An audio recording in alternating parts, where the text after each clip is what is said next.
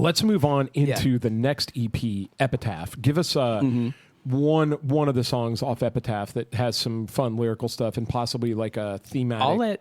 I'll let you or Dylan or Grace pick as far as the thematic.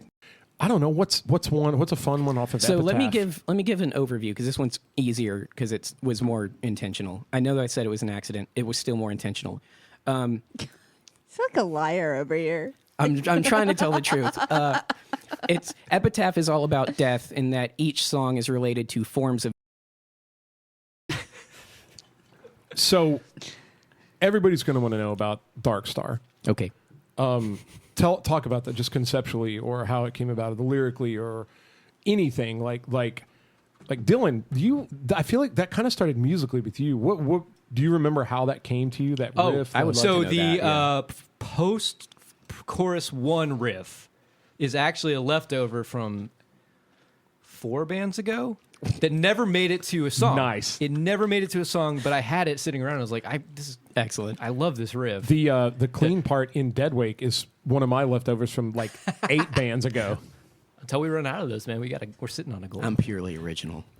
I wrote it. I just wrote it. Sounds dead to me. Right, you have material. Yeah. Never found a home, and then it was kind of like, how do you take that riff and make it more of? Because that's not a verse riff. That's very much just let's play some guitar. Sure. Kind of just like taking out parts of it and remaining on those roots to get the verse, and then It sounds so good, dude. 100. Yeah, it just had that the main riff in Dark Star that like you sing the verse over. The first riff you hear after the intro or whatever, like just to me it just did everything right. It landed perfectly right. It was just the perfect. It had like classic metal pageantry. Like it reminded me of like maybe not pre Metallica, but pre like Black Album Metallica. It reminded me of more of like an Ozzy Osbourne type, like a real middle of the 80s type classic metal pageantry type riff, and it was just spectacular. And those always land, and the people just seem to like them a lot. But how about what was the? Well, I was actually freaking out with that riff. Like, I don't know if you guys remember, that one took me forever to write to, or at least I don't know write to, but sing in front of you. Right.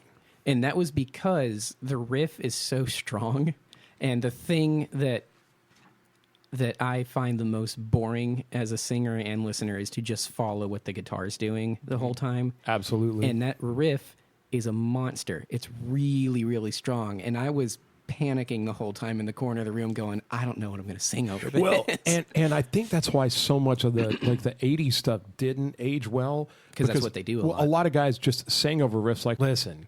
But the fact that you were able to like dig in and sing something, in my opinion, was very cool over that, and not just to just, like, well, you felt that way about Warp Drive, and I don't want to derail, but just it's interesting to me because though the more complex, just weird ones are easier for me to write to, and maybe it's because there's, as Randy's put it before when we were recording, there's a lot more room to pick stuff, and with a really strong, just driving riff, that's fantastic, but there's not as much wiggle room to go, I could just do this thing or pick that idea. Like, you have to really hone in, I think, on like, this is what it's going to be, and just hope that it works.